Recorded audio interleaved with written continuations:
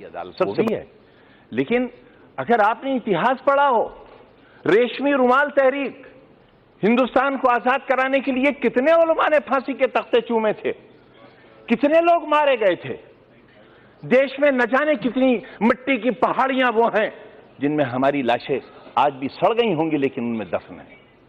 रेशमी रुमाल तहरीक में अगर आप रेशमी रुमाल की तस्वीर देखेंगे तो उस पर भारत मां की तस्वीर छपी हुई मिलेगी आपको।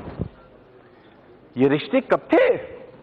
ये 1942 में जब हिंदू और मुसलमान ने एक बर्तन में खाना खाया था, तब अंग्रेज को लगा था कि वो अब हिंदुस्तान में राज नहीं कर सकेगा, और 1942 से ही उसने अपना बिस्तर बांधना शुरू कर दिया था और 1947 में हिंदुस्तान आजाद हो गया था।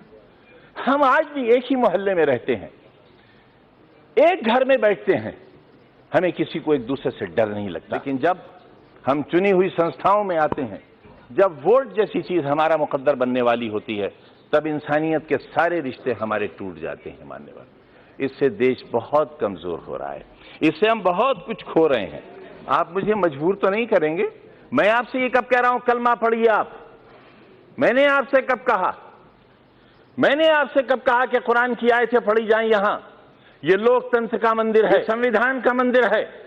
जो चाहे कहे, अगर मैं कहूं तो आप रोक नहीं सकते, और मैं न कहूं तो आप मुझसे जबरदस्ती नहीं कर सकते। और अगर आप जबरदस्ती कर सकते हैं तो कहिए, आप कहिए कि जबरदस्ती चलेगा। यही तो हम भी चाहते हैं, यही हम चाहते हैं। अगर संविधान में कहीं किसी मजहबी किताब का कोई श्लोक, कोई आयत पढ़ने के लिए कहा गया हो, मैं सबसे पहला व्यक्ति हूंगा जो इस हुक्म पर नतमस्तक करूंगा। मानो संविधान को। मैं भी यही कह रहा हूं, हमें संविधान को मानना चाहिए। और जो लोग संविधान को नहीं मानेंगे वो देश के साथ अच्छा नहीं करेंगे, क्योंकि ये देश बहरहाल सबका है। पूरा जिस्म हाथों से बना हुआ नहीं है, जिस्म पैरों से बना हुआ नहीं है। शरीर का एक हिस्सा खत्म कर दिया जाए, इंसान नहीं रह जाएगा। हिंदुस्तान एक बेहतरीन इंसान है, इसे बेहतरीन इंसान बना रहने दिया जाना चाहिए। ये कहना